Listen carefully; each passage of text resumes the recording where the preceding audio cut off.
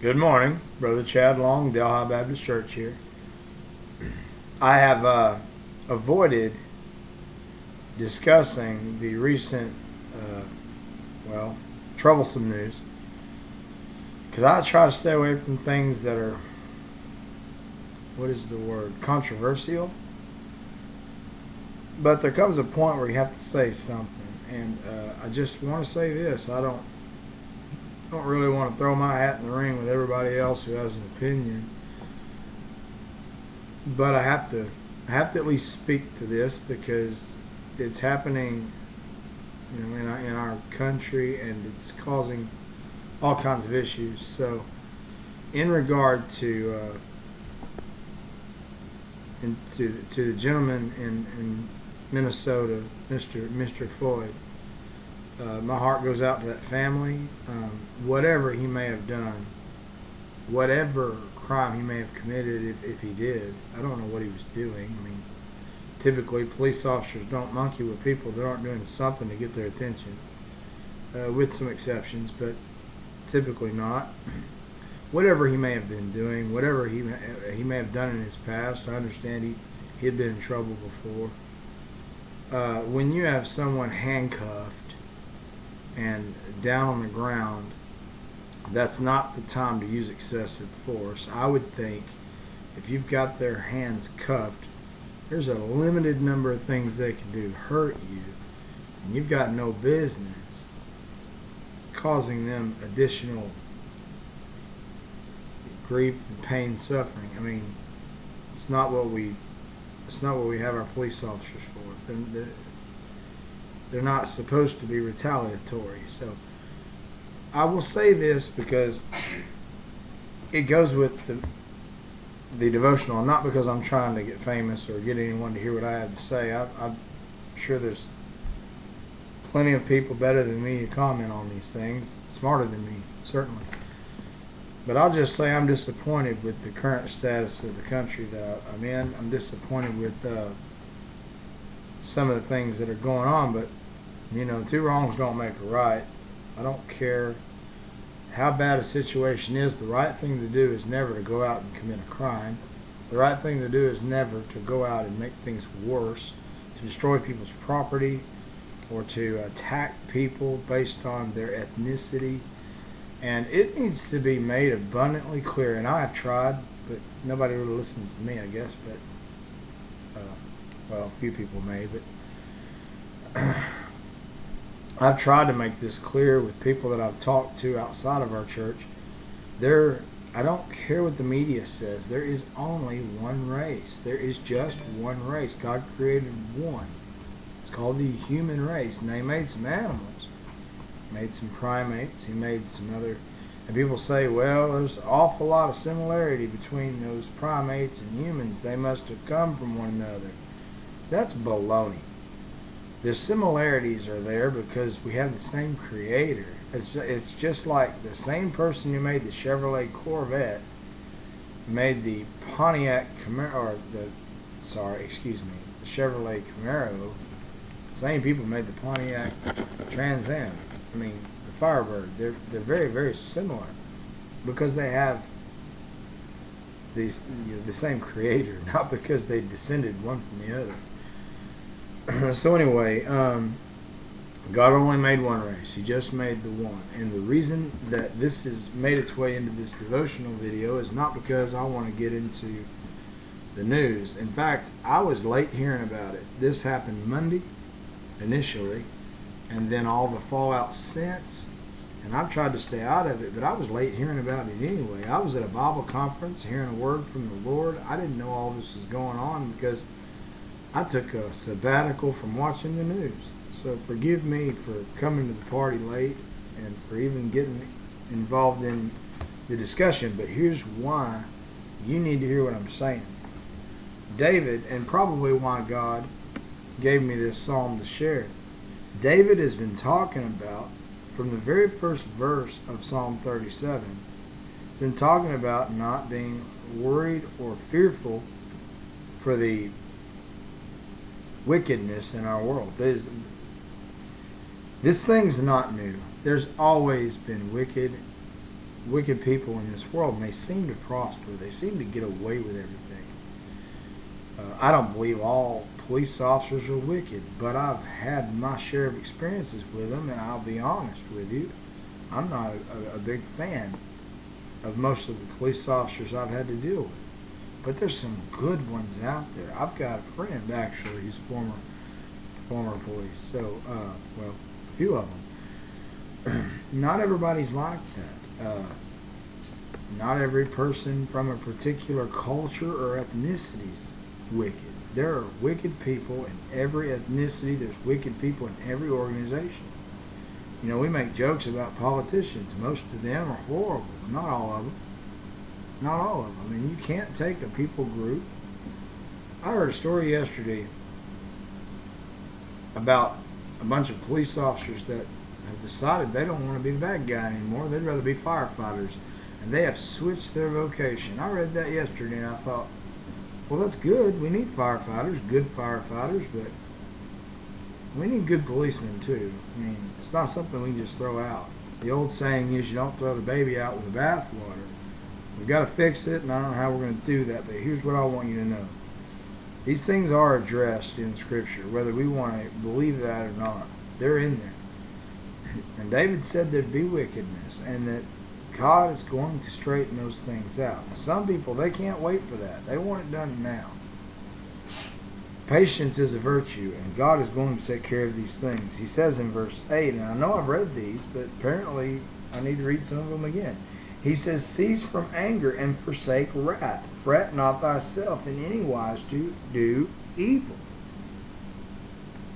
Now that's pretty clear. Don't get angry and do forsake wrath. Don't fret in any wise to do evil. He says, for evildoers shall be cut off, but those that wait upon the Lord, they shall inherit the earth. So burning down AutoZone and looting Target is not the proper way to act either. Now, I'm not justifying what happened. It's horrible. It's just horrible. But wickedness will not prosper. The Bible says in verse 14 of Psalm 37, the wicked have drawn out the sword and have bent their bow to cast down the poor and needy, and to slay such as be of upright conversation. Colin Kaepernick's running around out there saying that, you know, that they're going to respond with violence, and that when peace is called for, they're going to ignore it. And I'm paraphrasing because I don't remember how he worded it, but he believes that violence is the answer, and violence is what started this mess. Now, I agree something needs to be done, but violence is not the answer. The Bible says in verse 13, the Lord shall laugh at him, for he sees these days coming. That's the Lord's stance on the wickedness. He's laughing at it, not in a comical way, but just in a response to pride. He laughs at the pride of man because he knows we're made out of dirt, and it's about time we figured it out. All right, so we'd gotten up to verse 20, so let me reread verses 18 through 20 to lead into this. It says, the Lord knows the days of the upright, and their inheritance shall be forever. That's those that love the Lord. He says, they shall not be ashamed in the evil time, and in the days of famine they shall be satisfied. But the wicked shall perish, and the enemies of the Lord shall be as the fat of lambs, they shall consume. Into smoke shall they consume away. Now we're going to pick up here in verse 21, and remember, the Lord is talking about the contrast between those that love Him and the wicked folks. The wicked borroweth and payeth not again. Man, I could write a book about the people who have either borrowed or stolen from me and never given it back. Most of you know my wife runs a business, and it's inevitable. There's always somebody who runs off without paying their bill and just leaves. We do a service. We provide a good service to folks, and sometimes they just take that service for granted and they run off and never make us whole again on what the work we've done. And the Lord is telling us here that that's going to happen. It's just going to happen. So what do you do about it? Let's look at the Word. The wicked shall perish, and the enemies. I read that already.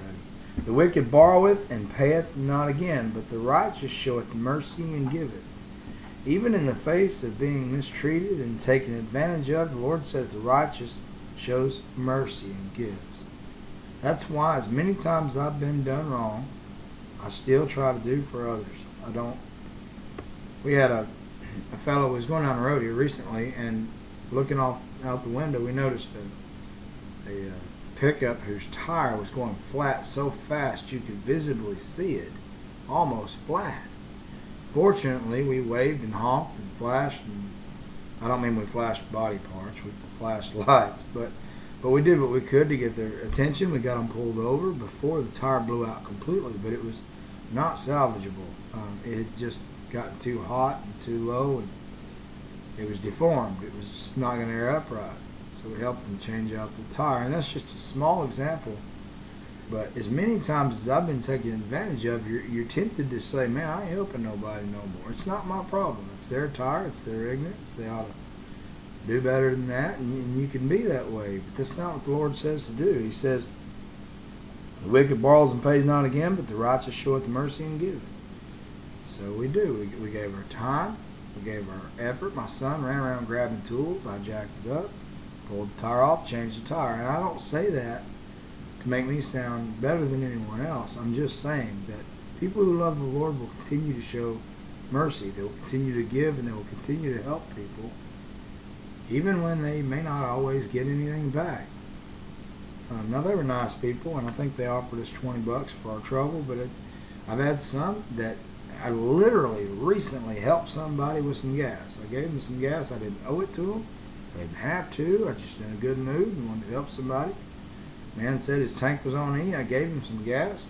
Next thing he wanted to know is would I buy him something else for. And immediately after that, he wanted me to help him buy a tire for his car, and I got aggravated. I thought, I was trying to be nice. Now you're taking advantage of me. But the wicked's going to do that, and that's one of their signs of who they are. The wicked borrows and pays not again. We'll move on. Verse 22 says, for such as be blessed of him shall inherit the earth, and they that be cursed of him shall be cut off. The contrast is intentional. It says those that love the Lord and are willing to be merciful and give it, they're going to inherit the earth. Not this old ragged thing who'd want it, but the new earth after the Lord's fixed it. That's what they'll inherit. They that be cursed of him shall be cut off. And that just means that they're not going to inherit anything that they want. That's pretty self-explanatory. Verse 23 says, the steps of a good man are ordered by the Lord, and he is delighted in his way. This verse is famous. Many people preach this, and they use all different manner of ways to explain it, but it's really pretty simple. A good man, his steps are established by the Lord, because we have no goodness in and of ourselves. If we do a good thing for anyone ever, it's the Lord in us. It's not because we're good people. When I tell you that I'm changing people's tires and buying the gas, that's not Chad saying Chad's a good man. I don't think so. I think I'm a sinner, saved by grace, a piece of dirt that God formed into life, breathed his breath into, and redeemed by the blood of the Lamb. I'm literally just a sinner that God saved. And any good found in me is an example of verse 23, the steps of a good man. If I am a good man and I have good steps, it's because it's established by the Lord, not because I am good. And he delighteth in his way. I have found that the closer I grow to God and the more I get to know him, the more delighted I am to do the things that please him. And I'll give you a good real-world example of that. When my father was alive, even though my father was not God and far from him, I delighted in doing the things that honored him and made him proud of me. Seems like we're always trying to do something to gain favor with someone, but it's usually the wrong people. We ought to do the things that we do that are good to gain favor with he who is good, he who created good, and he who rewards good. Verse 24, though he fall, he shall not be utterly cast down, for the Lord upholdeth him with his hand. This is important to remember. It doesn't say if he falls. It says though he falls. I have often said, and I mean it, I fall down all the time.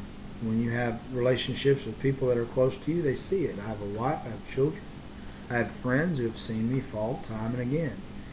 And I know that all of you at some point will fall. It doesn't matter how good you think you are, we all fall. It says, though he fall, he shall not be utterly cast down. See, the difference between me falling down now and me falling down before is used to be when I'd fall down, I'd run the other way.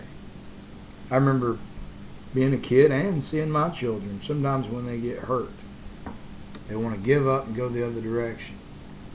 You remember when you're a little kid and you're riding your bike and you wreck the thing and skin up your knees and your elbows and sometimes even your face, and you're just ready to quit, give up, go the other way. I ain't riding this bike. I don't even want to learn to ride a bike. This ain't fun. This hurts. That's what that's like. Some people, they try to live for the Lord. They try to get to know Him. Maybe they think they want to be a Christian, but their heart's not in it.